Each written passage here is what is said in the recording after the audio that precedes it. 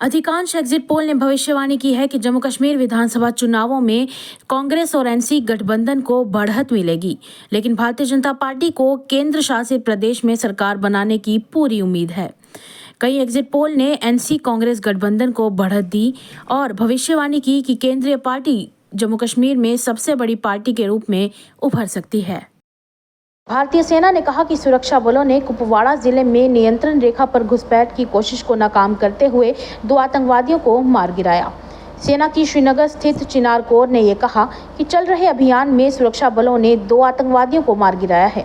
Core ने पहले x पर एक पोस्ट करते हुए ये बताया कि कुपवाड़ा के गुगलधार में संदिग्ध गतिविधि देखने के बाद सैनिकों के बीच मुठभेड़ शुरू हो गई। सेना ने यह बताया कि उस मुठभेड़ वाले इलाके से युद्ध जैसे सामान मिले हैं, जिनकी जानकारी और तलाशी अभी भी जारी है। अधिकारियों ने बताया कि पुंछ जिले के मेंढर सब डिवीजन में एक सैन्यकर्मी ने अपने सर्विस राइफल से खुद को गोली मारकर कथित तौर पर आत्महत्या कर ली। उत्तराखंड के रहने वाले सिपाही मनीष बिष्ट बालाकोट सेक्टर के बहरोटे में एक चौकी पर संतरी की ड्यूटी कर रहे थे, तब उन्होंने ये कदम उठाया। पुलिस ने उनके इस कदम के पीछे के कारणों का पता लगाने के लिए जांच शुरू कर दी है। नेशनल इन्वेस्टिगेशन एजेंसी ने बारामूला जिले सहित पूरे भारत में कई स्थानों पर तलाशी ली है। अधिकारियों ने बताया कि एनआईए ने जम्मू कश्मीर, महाराष्ट्र, उत्तर प्रदेश, असम और दिल्ली सहित 5 राज्यों में 22 स्थानों पर तलाशी ली जा रही है। उन्होंने बताया कि मामला जैश-ए-मोहम्मद आतंकवादी संगठन की गतिविधियों से जुड़ा हुआ है। विस्तृत जानकारी का अभी भी इंतजार किया जा रहा है। किश्तवाड़ जिले में एक छात्र को शारीरिक दंड देने के आरोप में एक सरकारी स्कूल के टीचर को सस्पेंड कर दिया गया।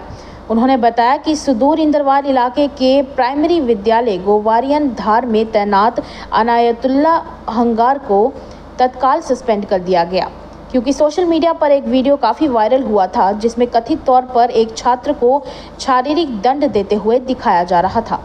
किश्तवाड़ के मुख्य शिक्षा अधिकारी जावेद अहमद किचलू ने आरोपी टीचर को सस्पेंड करने का आदेश दिया और मामले की गहन जांच के लिए 3 सदस्यीय कमेटी का गठन भी किया।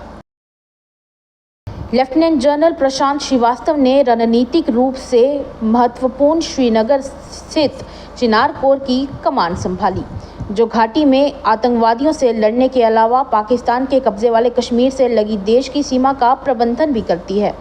लेफ्टिनेंट जनरल श्रीवास्तव ने लेफ्टिनेंट जनरल राजीव घई से यह कार्यभार संभाला, जो सेना मुख्यालय में सैन्य संचालन के महानिदेशक के रूप में कमान संभालेंगे।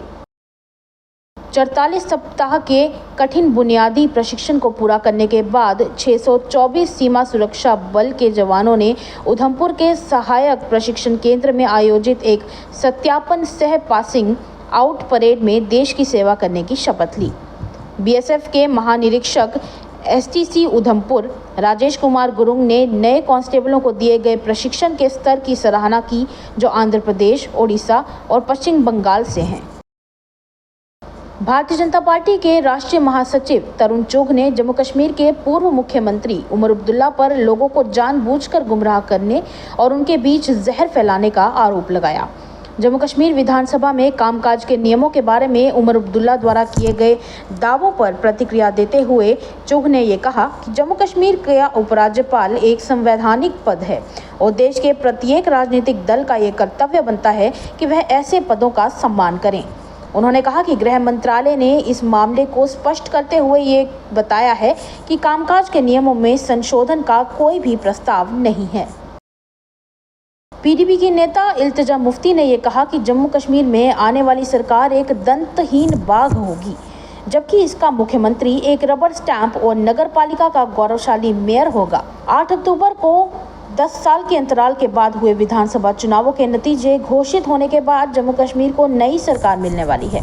एलजी द्वारा 5 विधायकों के नामांकन करने और मुख्य सचिव द्वारा कामकाज के नियमों को बदलने के साथ ये स्पष्ट है कि आने वाली सरकार एक दंतहीन बाघ होगी। भारत सरकार जम्मू कश्मीर से अधिकार और स्वायत्तता का कोई भी रूप और कितना ही छीनेगी।